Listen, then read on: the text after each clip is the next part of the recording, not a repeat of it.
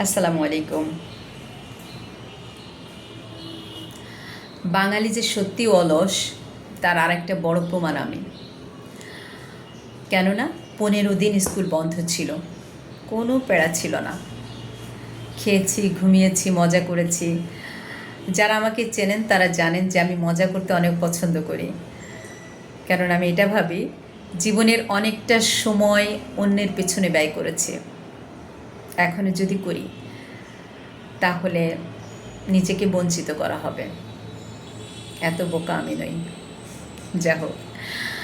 আর আসলে এটা একমাত্র হয়েছে, বা আমি এত আলহামদুলিল্লাহ ফ্রি থাকতে পারি আমার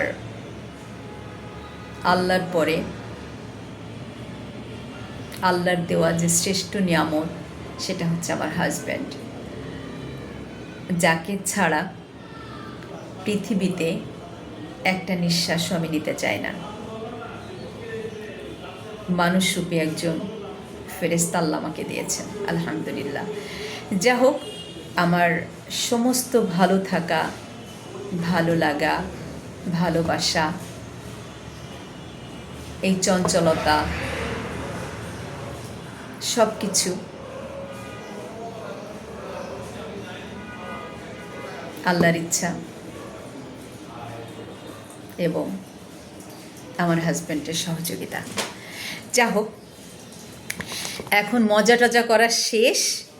at the end of the day আমি দেখলাম কি সময় একেবারেই নেই। আগামীকাল থেকে স্কুল খোলা, অনেক কাজ pending.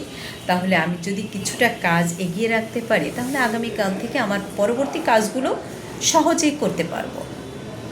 Believe me or not, 3টা ঘন্টা আমি অফিসে এইভাবেই বসা, একটা কাজও শুরু করিনি। একবার এদিকে তাকাই কোন কাজ করব, এদিকে তাকাই কোথা থেকে শুরু করব। কম্পিউটারের ছোট্ট একটা কাজ ছিল, সেটা করেছি, বাট নট নেসেসারি। এটা হলো আমার অবস্থা। বলেন তো এটা কোনো কথা? আচ্ছা, আমার মতো কার কার এই সমস্যাটা হচ্ছে বলেন তো? আসলে বয়স হচ্ছে তো, কিছু করার নাই, এটা সবাইকে মেনে নিতে হবে। ভালো থাকবেন, দেখা যাক কী করা যায়। ওকে, আল্লাহ হাফেজ।